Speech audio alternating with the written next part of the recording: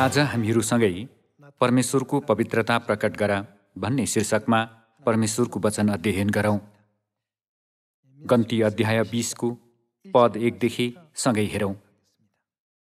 उजाड स्थानको 40 वर्षीय जीवन समाप्त हुनै लाग्दा घटेको घटनालाई गन्ती अध्याय 20 मा दर्शाइएको छ। इस्राएलीहरूका सारा समुदाय पहिलो महिनामा जिनको उजाड स्थानमा आइपुगे र कादेशमा बास बसे, अनि मिरियम त्यहीँ मरिन् र तिनीहरूले तिनलाई त्यहीँ नै गाडे। समुदायको निम्ति त्यहाँ पानी थिएन, अनि मानिसहरू मोसा र हारुनका विरुद्धमा जम्मा भए। तिनीहरूले मोसासित झगडा गरेर यसो भने, हाम्रा दाजुभाइहरू परमप्रभुको सामु मर्दा हामी पनि मरेको भए असल हुने थियो, किनभने अब हाम्रा गाईबस्तु समेत हामी सब यहाँ मर्नेछौँ। किन परमप्रभुको समुदायलाई तपाईले यस उजाड स्थानमा ल्याउनुभयो? मिश्रबाट किन हामीलाई यस खराब ठाउँमा ल्याउनुभयो?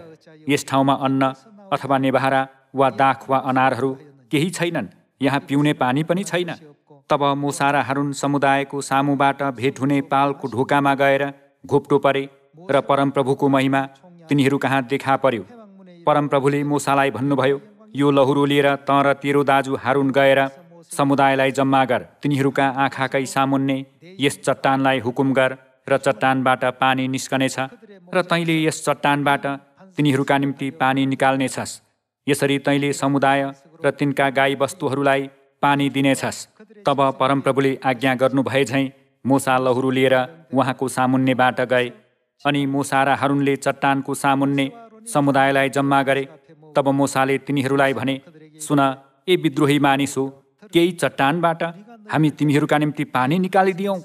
अनि मोसाले आफ्नो हात उठाएर दुईपल्ट आफ्नो लहुरोले चट्टान हिर्काए। तब त्यहाँबाट प्रशस्त पानी फुटेर निस्क्यो, अनि समुदाय र तिनीहरूका गाईबस्तुले पिए।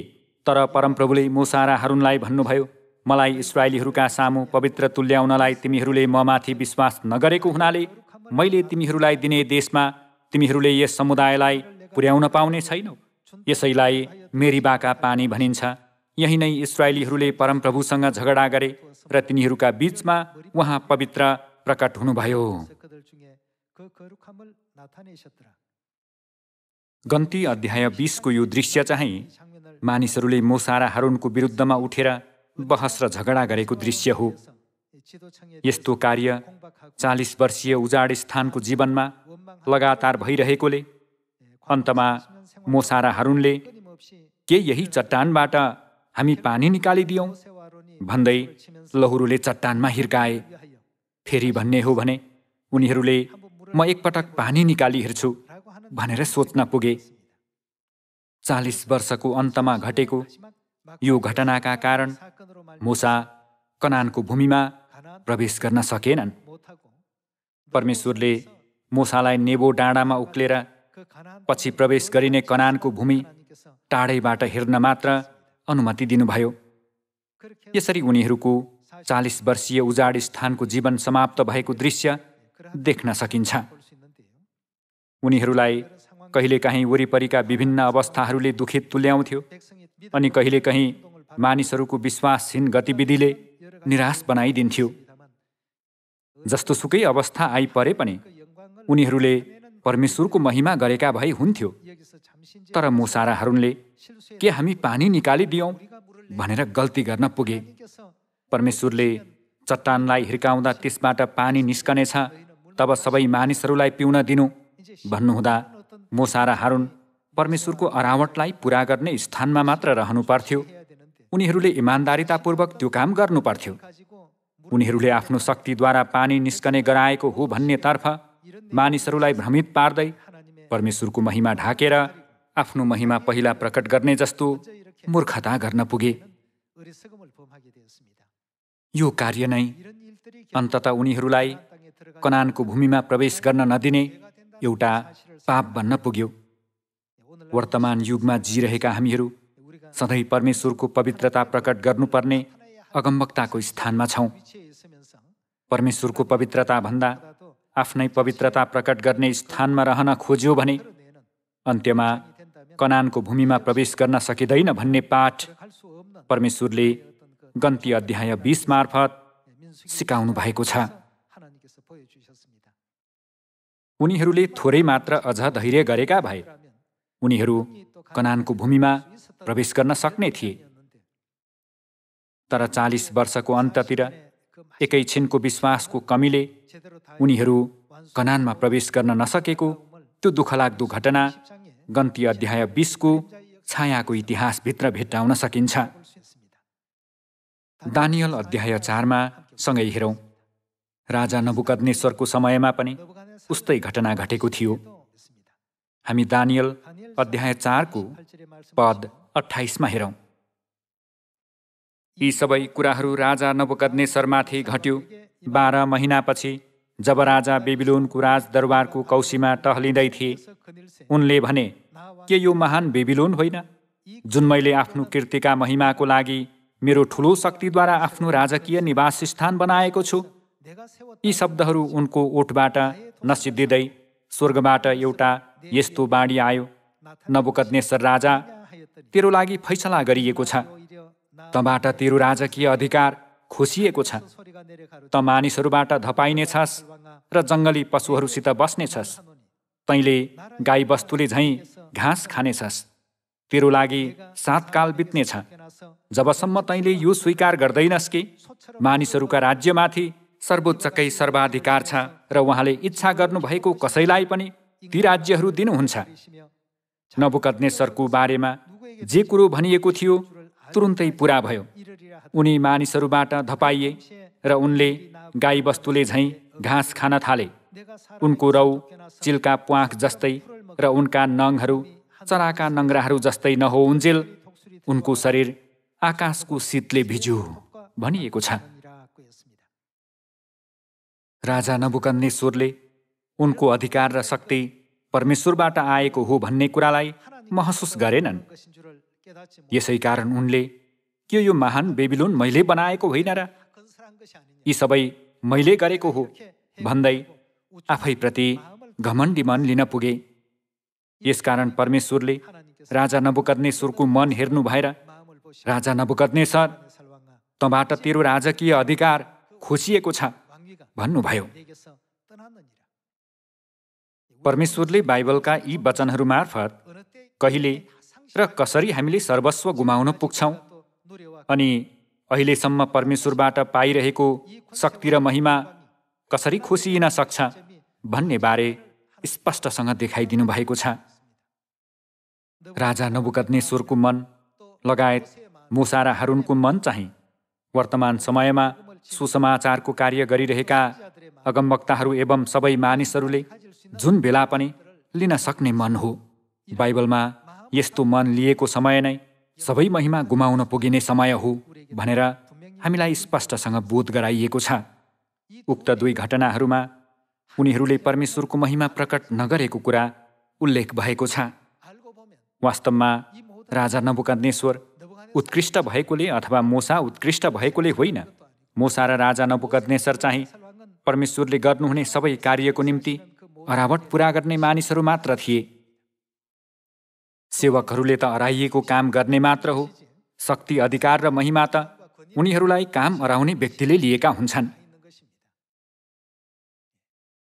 तर उनीहरूले आफ्नै शक्ति र अधिकारको अगाडि मानिसहरू थरथर काँपिरहेका छन् भन्ठाने। यसै कारण परमेश्वरले तेरो राजकीय अधिकार र महिमा खोसिएको छ भनेर घोषणा गरिदिनुभयो। यी विषयहरू वर्तमान समयमा परमेश्वरको पवित्रता किन प्रकट गर्नुपर्छ भन्ने बारे हामीलाई राम्ररी बोध गराउने उदाहरणहरू हुन् भन्न सकिन्छ। अनि नयाँ करारको समयमा इस्राएलका राजा हेरोद परमेश्वरको महिमा प्रकट नगरेको दिनमा मारिएको दृश्य पनि बाइबलमा अभिलेख गरिएको छ। हामी प्रेरित अध्याय 12 मा एकपटक हेरौँ। अध्याय 12 को पद 20 मा, हेरोद टुरोस र सिदोनका मानिसहरूसँग अत्यन्तै नाराज भएका थिए। तिनीहरू एकदल भएर उनी कहाँ आए र राजाका भित्री कर्मचारी बलस्तसँग खुसामत गरेर मिलापको लागि बिन्ती गरे, किनकि तिनीहरूको देश अन्नको निम्ति राजाको देशमा निर्भर थियो। तोकिएको दिनमा राजकीय पोसाक पहिरेर हेरोद उनको सिंहासनमा बसे। र तिनीहरूलाई उनले भाषण दिए, मानिसहरू, यो त ईश्वरको बोली हो, मानिसको होइन भनेर कराए। तर परमेश्वरलाई महिमा नदिएकोमा त्यत्तिखेरै प्रभुका एउटा स्वर्गदूतले उनलाई प्रहार गरे र स्याउ स्याउ किरा परेर उनको देहान्त भयो भनिएको छ। हेरोद कुनै कारणवश टुरोस र सिदोनका मानिसहरूसँग अत्यन्तै रिसाएका थिए। दुई देशका मानिसहरूले खुसामत गरेर मिलापको निम्ति बिन्ती गर्दा पनि उनले मन परिवर्तन गरेका थिएनन्। कुनै दिन तिनीहरूले हेरोद राजासँग भेट गर्ने मौका पाए। हेरोदले आफ्ना मानिसहरूसँग सजिलै कुराकानी गर्न र तिनीहरूलाई सिकाउनको लागि कुनै दिन तोकेर बैठकको आयोजना गरे। उनको भाषण सुन्नको लागि टुरोस र सिदोनका मानिसहरू जम्मा भए। हेरोद बोल्नमा सिपालु थिए कि थिएनन् भन्ने कुरा मलाई थाहा त छैन, तर ती मानिसहरूले कसरी हुन्छ हेरोदलाई मक्ख पार्नुपर्ने भएकोले होला तिनीहरू यो त ईश्वरको बोली हो, मानिसको होइन भनेर कराए। संसारको भाषामा भन्नुपर्दा तिनीहरूले उनको चाप्लुसी गरे। त्यसो हुँदा हेरोदले परमेश्वरलाई महिमा फर्काएनन्, बरु उल्टै उनले मेरो भाषण एकदमै उत्कृष्ट भएकोले यी मानिसहरूले मेरो प्रशंसा गरिरहेका छन् भन्ठाने। उनले घमण्डी मन लिएर परमेश्वरलाई महिमा नदिएको बेला प्रभुका एउटा स्वर्गदूतबाट प्रहार गरिएर उनी स्याउ स्याउ किरा परि मरे। यस्तो घटना सुरुको मण्डलीको समयमा घटेको देख्न सकिन्छ। दानियल अगमवक्ताको समयका राजा नबुकदनेस्सर गन्ती अध्याय 20 मा मेरीबाको पानीको घटनाका मोसा र हारुन अनि प्रेरित अध्याय 12 का राजा हेरोद, यी सबै मानिसहरूले परमेश्वरको पवित्रता प्रकट नगर्दा भयानक परिणाम भोग्न पुगे। अर्कोतर्फ परमेश्वरलाई प्रसन्न तुल्याइएका केही विषयहरू पनि अध्ययन गरौँ। दानियल अध्याय 2 मा हेरौँ। पद 27 मा हेर्ने हो भने दानियलले जवाफ दिए, महाराजाले सोध्नु भएको रहस्यको कुरा कुनै पनि ज्ञानी पुरुष, मन्त्रतन्त्र गर्ने, जादुगर वा जोखाना हेर्नेले बताउन सक्दैन। तर स्वर्गमा एक परमेश्वर हुनुहुन्छ जसले रहस्यका कुराहरू प्रकट गर्नुहुन्छ। दानियलले राजा नबुकदनेस्सरको सपनाको अर्थ लगाउन सक्ने व्यक्ति परमेश्वर बाहेक कोही पनि छैन भने। दानियलले राजा नबुकदनेस्सरलाई सबैभन्दा पहिला परमेश्वरको शक्ति र महिमाबारे वर्णन गरिरहेका छन्। पद 28 मा हेरौँ। उहाँले महाराजा नबुकदनेस्सरलाई भविष्यमा हुने कुराहरू देखाउनु भएको छ। हजुर ओछ्यानमा ढल्किरहनुहुँदा हजुरको मनमा भएका सपना र दर्शनहरू यिनै हुन्। हे महाराजा, हजुर ओछ्यानमा ढल्किरहनु भएको बेला हजुरको मन भविष्यमा के हुने होला भन्नेतर्फ गयो र रहस्य प्रकट गर्नुहुनेले भविष्यमा हुने कुरा देखाउनु भएको छ। तर जसै मलाई यो रहस्य खोलिएको छ, अरू जीवित प्राणीहरू भन्दा ममा बढ्ता बुद्धि भएको कारणले होइन, तर यसै कारण कि हजुर महाराजालाई सपनाको अर्थ खोलियोस् र हजुरको आफ्नो मनमा भएका कुरा बुझ्न सक्नु भएको होस् भनेर हो। हे महाराजा, हजुरले हेरिरहनुहुँदा एउटा ठुलो शालिग उभिएको देख्नुभयो। यो शालिग विशाल र अत्यन्तै चहकिलो देखिन्थ्यो र त्यसको रूप भयानक थियो। त्यस शालिगको टाउको निखर सुनको, त्यसका छाती र हातहरू चाँदीका, त्यसका पेट र तिग्राहरू काँसका, त्यसका गोडाहरू फलामका र त्यसका खुट्टाहरू केही फलाम र केही माटोका थिए। हजुरले हेरिरहनुहुँदा चट्टानबाट एउटा ढुङ्गा काटियो, तर मानिसको हातद्वारा होइन। यसले त्यस शालिगका फलाम र माटोले बनेका खुट्टालाई हान्यो र ती चकनाचुर पारिदियो। त्यसपछि त्यो फलाम, काँसो, चाँदी र सुन सबै एकैचोटि धुलो पिठो भए र ग्रीष्म ऋतुमा अन्न चुट्ने खलाबाट भुसलाई उडाए झैँ बतासले त्यसलाई नाउँ निशानै नहुने गरी उडाएर लग्यो। तर त्यस शालिगलाई हान्ने त्यो ढुङ्गो बढ्दै गएर ठुलो पहाड बन्यो र पुरै पृथ्वीलाई ढाकिदियो। सपना यही थियो र अब महाराजालाई यसको अर्थ बताउने छौँ। कुनै पनि ज्ञानी पुरुष, मन्त्रतन्त्र गर्ने, जादुगर वा जोखाना हेर्नेले बताउन नसकेको नबुकदनेस्सरको सपना र सपनाको अर्थ समेत दानियलले बताइदिए। दानियलले आफैप्रति घमण्ड नगरी यो रहस्य खोल्न सक्ने व्यक्ति चाहिँ स्वर्गका परमेश्वर बाहेक कोही छैन भन्दै वर्णन गरिरहेका छन्। दानियलको अवस्थालाई राजा हेरोद र राजा नबुकदनेस्सरको अवस्था अनि 40 वर्षीय उजाड स्थानको यात्राको अन्ततिर क्षणिक गल्ती गर्न पुगेका मोसा र हारुनको अवस्थासँग तुलना गर्दा हामीले पनि दानियलले जस्तै परमेश्वरको अस्तित्व र महिमा प्रकट गर्ने जीवन अनिवार्य जिउनुपर्छ भने महसुस गर्न सक्छौँ। मोसाले त्यस्तो गल्ती गरेकाले उनी 40 वर्षीय उजाड स्थानको अन्ततिर कनानको भूमिमा प्रवेश गर्न नसकेको कुरा हाम्रो निम्ति ठुलो शिक्षाको विषय हो। दानियल अध्याय 2 को पद 46 मा हेर्ने हो भने तब राजा नबुकदनेस्सरले दानियलको अगाडि घुप्टु परी दण्डवत गरे र तिनलाई आदर गरे र साथै तिनलाई भेटी र धूप चढाउन भनी हुकुम गरे। राजाले दानियललाई भने, साँच्ची नै तिमीहरूका परमेश्वर देवताहरूका पनि परमेश्वर र राजाहरूका प्रभु र रहस्य खोलिदिनु हुने हुनुहुन्छ, किनभने तिमीले यो रहस्य खोल्न सक्यौ। के राजा नबुकदनेस्सरले परमेश्वरलाई चिनेका थिए त? चिनेका थिएनन्। उनले दानियलद्वारा परमेश्वरलाई चिन्न सके। दानियलले स्वर्गका परमेश्वर बाहेक यो रहस्य प्रकट गर्न सक्ने कोही छैन भन्दाखेरि नबुकदनेस्सरको मनमा पनि परमेश्वर अस्तित्वमा हुनुहुन्छ भन्ने कुरा गहिरो गरी खोपियो अनि उनले साँच्चै नै यो कार्य मानिसले होइन तर तिमीले सेवा गर्ने परमेश्वरले मात्र गर्न सक्नुहुन्छ भने। साँच्ची नै तिमीहरूका परमेश्वर रहस्य खोलिदिनु हुने हुनुहुन्छ, किनभने तिमीले यो रहस्य खोल्न सक्यौ। तब राजाले दानियललाई उच्च पदमा राखे र धेरै बहुमूल्य उपहारहरू दिए। उनले तिनलाई बेबिलोनका समस्त प्रदेशमाथि शासक बनाए र त्यहाँका सबै ज्ञानी पुरुषहरूका प्रधान तुल्याए। त्यसबाहेक दानियलको अनुरोधमा राजाले सद्रक, मेशक र अबेदनगोलाई बेबिलोनको प्रदेशमाथि प्रशासक नियुक्त गरे। दानियल आफै चाहिँ राजदरबारमै रहे भनिएको छ। यी जम्मै दृश्यहरू मार्फत अब हामीले पनि विश्वासको बाटो हिँड्ने क्रममा दानियलले जस्तै गर्नुपर्छ भन्ने कुरा सिक्न सक्छौँ। मानिसहरूले यो त ईश्वरको बोली हो, मानिसको होइन, कसरी यस्तो उत्कृष्ट भाषण दिन सक्नु भएको होला? मैले यस्तो भाषण यसअघि कहिल्यै सुनेको थिइनँ भने।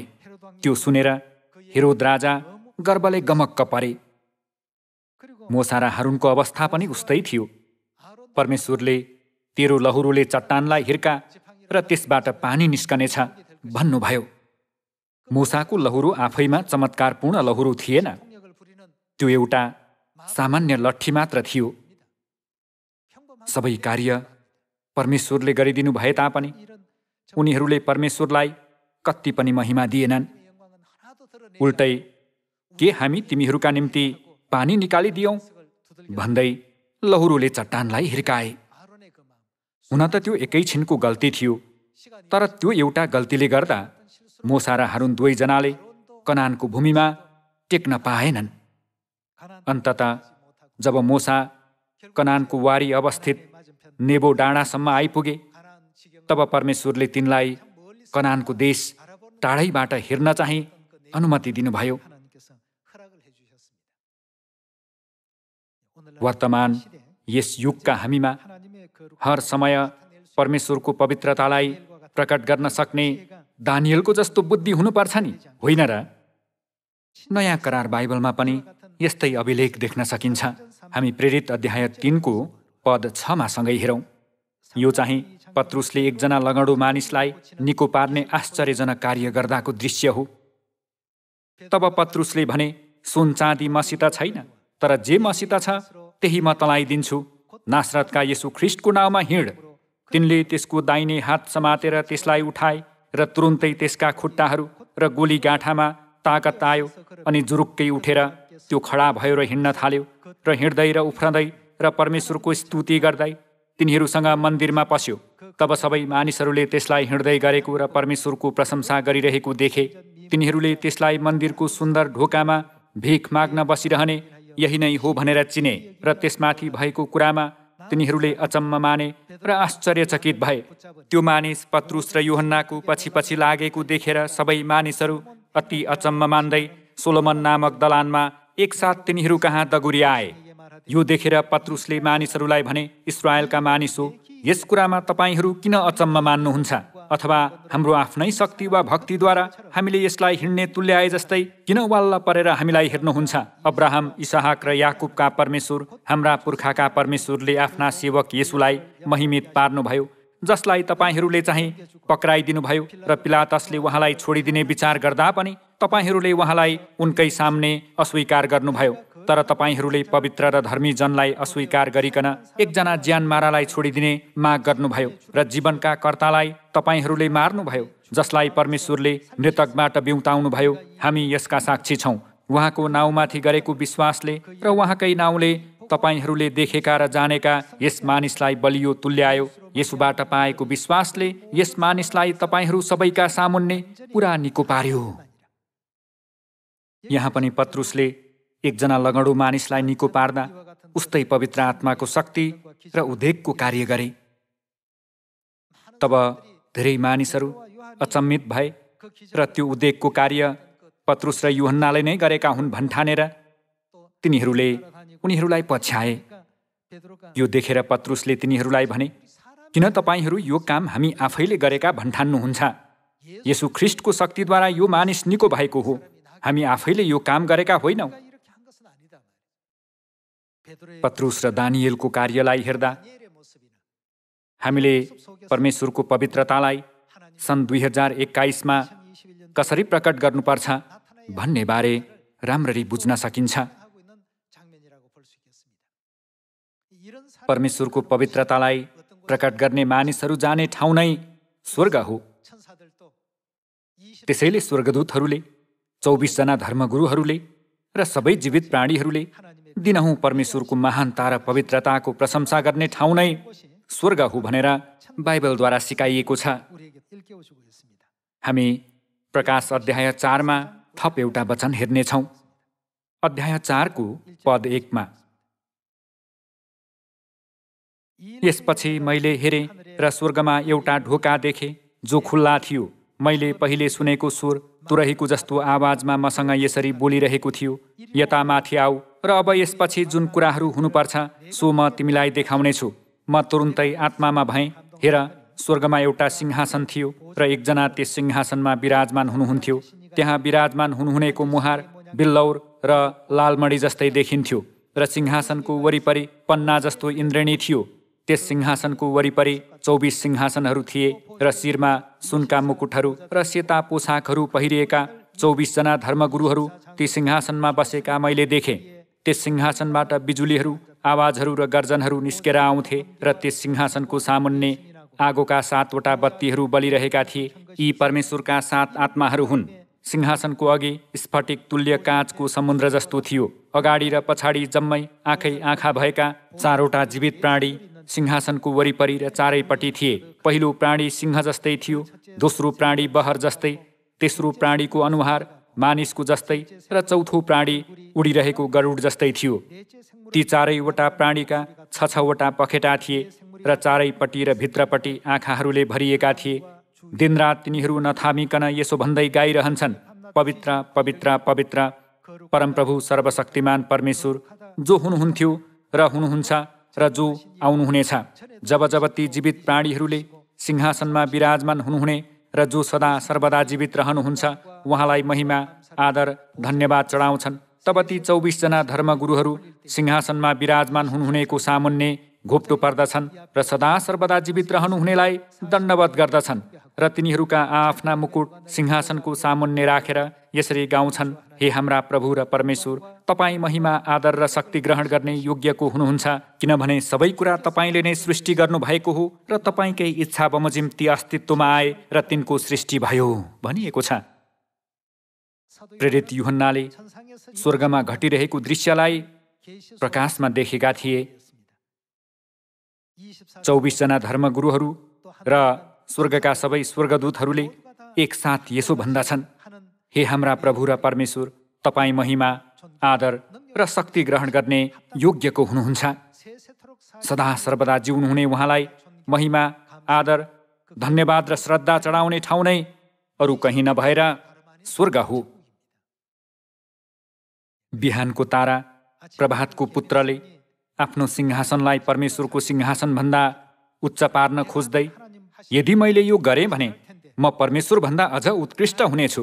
परमेश्वरले जे गर्न सक्नुहुन्छ म उहाँभन्दा अझ राम्ररी गर्न सक्छु भन्यो। यस्तो घमण्डी मनस्थितिका कारण अन्ततः स्वर्गमा विद्रोह मचियो र फलस्वरूप त्यसले मानव जातिमाथि कष्ट र पीडा ल्यायो। अब हामीले हाम्रो मूल स्वरूप पुनर्स्थापन गर्नुपर्छ। हामीले परमेश्वरलाई पवित्र पवित्र पवित्र र सर्वशक्तिमान भन्न छोड्नु हुँदैन। हामीले सधैँ परमेश्वरको महिमा प्रकट गर्नुपर्छ। तर कहिलेकहीँ हामीहरू म सबै कुरामा निपुण छु, योजना बनाउनमा, कार्यान्वयन गर्नमा म सिपालु छु, सायद म जतिको राम्ररी गर्न सक्ने अरू कोही छैन होला भनेर सोच्न पुग्छौँ। मोसा र हारूनलाई आफूले परमेश्वरको अरावट पुरा गरिरहे जस्तो लागेन, तर 40 वर्षदेखि आफ्नै कामकाज गरिरहेको जस्तो लागेकोले सायद उनीहरूमा यस्तै आदत बसेको थियो होला। दाजुभाइ तथा दिदीबहिनीहरू, सन् 2021मा चाहिँ परमेश्वरलाई सही तरिकाले चिनौँ। यहाँहरूलाई के लाग्छ? के मोसा र हारून बिना परमेश्वरले इस्राएलीहरूलाई कनान देशमा डोर्याउन सक्नुहुन्न थियो होला? के परमेश्वरले मोसा बिना लाल समुद्रलाई 2 भाग गर्न सक्नुहुन्न थियो होला? परमेश्वरले उहाँको कार्यको निम्ति हामीलाई बोलाउनु भएर प्रयोग गरिदिनु भएको कुरामा मात्र पनि हामीहरू धन्यवादी हुँदै जस्तो सुकै परिस्थितिमा पनि पिता र माताको पवित्रता प्रकट गर्ने सियोनका प्रजा हुनुपर्छ। अहिलेसम्म पनि यहाँहरू सबैजनाले राम्ररी गर्दै आउनु भएको छ, तर आखिरी घडीमा आएर मोसा र हारून जस्तै दुर्भाग्यपूर्ण अवस्थामा पर्ने हामीहरू हुनु हुँदैन। उनीहरूले 40 वर्षसम्म त अगुवाई गरे, तर कनानको भूमिमा प्रवेश गर्नै लाग्दा अनुग्रह नमिल्ने एउटा बोली बोल्न पुगे। यदि एकैछिन अझ सहेका भए कनान प्रवेश गर्न सक्ने थिए। साँच्चै कति दुर्भाग्यको कुरा हो। यहाँहरू र मैले स्वर्ग झनै नजिक आएको अर्को वर्ष सुरु गरेका छौँ। हामीहरू अझ सचेत रहौँ। यदि पत्रुसले जस्तै हामीले पनि कुनै लङ्गडो मानिसलाई निको पारिदियौँ भने मानिसहरूले हामीलाई कति महान ठान्नेछन् होला। तिनीहरूले त्यस्तो कार्य पहिला एकपटक पनि देखेका छैनन्। लङ्गडो मानिस हिँड्न सक्ने भएको देखेर धेरैले जीवनभर सडकमा भिख मागिरहेको यो मानिस कसरी उठेर हिँड्न सकेको होला भने। यसो हुँदा धेरै मानिसहरूले त्यो मानिसप्रति चासो राखे। तिनीहरूले त्यो चमत्कार हेरे। त्यसबेला पत्रुसले म त यस्तो महान मान्छे हुने भन्दै आफूमा गर्व गरेनन्, तर तिनले यस पृथ्वीमा शरीरमा आउनुभएका पवित्र परमेश्वर येशूको नाउँमा यो मानिस निको भएको हो भने। यो नै वर्तमान समयका हामीहरूले लिनुपर्ने विश्वासको आधार हो। दानियलले पनि राजाको सामु तिनका सपनाको अर्थ बताउँदा म सपनाको अर्थ बताउनमा यति माहिर छु, अरू कसैले गर्न नसकेको काम मैले मात्र गर्न सक्छु भन्दै धाक लगाएनन्। तर तिनले यो रहस्य प्रकट गर्न सक्ने व्यक्ति परमेश्वर बाहेक अरू कोही छैन। उहाँ परमेश्वरले मलाई हजुरको सपना र त्यसको अर्थ बताइदिनु भयो। हे राजा नबुकदनेस्सर, मैले त परमेश्वरले मलाई जे देखाइदिनु भयो सो कुरा हजुरलाई बताएको मात्र हुँ। म परमेश्वरको समाचार वाहक मात्र हुँ भने। समय बितेर गए पनि, इतिहास जतिसुकै बदलिए पनि सारा ब्रह्माण्डमा सानो बिन्दु जत्रो ग्रह यो पृथ्वी मानिसद्वारा नभएर परमेश्वरद्वारा सञ्चालन हुने संसार हो। हामीहरू सधैँ परमेश्वरले नै समय र इतिहासलाई डोर्याउनुहुन्छ त भन्छौँ, तर यो यथार्थतालाई प्राय बिर्सन्छौँ। सन् 2021 पनि यहाँहरूले परमेश्वरको पवित्रता धेरै प्रकट गर्नु भएर आफूलाई जिम्मा दिइएको कार्य इमान्दारिताका साथ गर्ने नयाँ करारका कामदारहरू भए अनुरूप पितामातालाई धेरै महिमा र प्रशंसा गर्न सक्ने आशिषित एक वर्ष बन्नेछ भनी आशा गर्दछु। पत्रुसले जस्तै आशिष पाउने, दानियलले जस्तै आशिष पाउने त्यो अनुग्रहात्मक समूहमा सियोनका सबै सन्तानहरू पर्नुहुनेछ भनी आशा गर्दै आजको प्रवचन समाप्त गर्दछु। धन्यवाद।